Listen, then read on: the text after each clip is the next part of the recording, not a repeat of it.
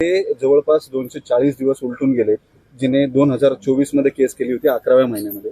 आता चार्जशीट दाखल करायला 90 दिवसांचा कालावधी असतो, त्याच्यात तिप्पट कालावधी गेलाय, तरी त्याच्यामध्ये दोषारोपपत्र गेलेले नाही, बी समरी गेलेली नाही. अशा पद्धतीने पिंपरी चिंचवड पोलीस काम करतात. 8 दिवसांनी हे आरोपी पकडलेत.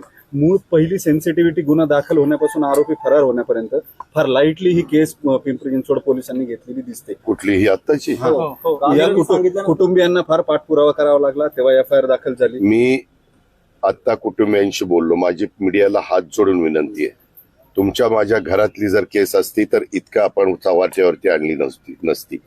आज ते घरातले, ज्या मुलीचे आई, त्या मुलीचे वडील आणि नातेवाईकांनी सांगितलं की आम्हाला पोलिसांचं अतिशय चांगल्या प्रकारचं सहकार्य आहे असं त्यांनी नमूद केलं. त्यांनी सांगितलं की ही केस लवकरात लवकर संपवा आणि यांना सगळ्यांना असं शासन करा की यांना कायमची अद्दल घडली पाहिजे. अशा प्रकारचं झालेलं आहे. तक्रार केली दादा, 200 दिवस चार्जशीट गेलं मी नाही. तुम्हाला सांगतो, हे अनिलराव कसपट यांच्याबद्दल सांगतोय. मयुरीच्या संदर्भातली केस आता मीडियामध्ये आलेली आहे, ती वेगळी केस आहे.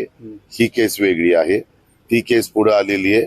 पुन्हा त्याच्या संदर्भामध्ये जे कोणी संबंधित, ज्या सीपीच्या अंडर मयुरीची केस येते त्यांना सांगितलं जाईल, कारण ह्याच्यामध्ये मुख्यमंत्र्यांनी आणि आम्ही सर्वांनीच लक्ष घातलेलं आहे.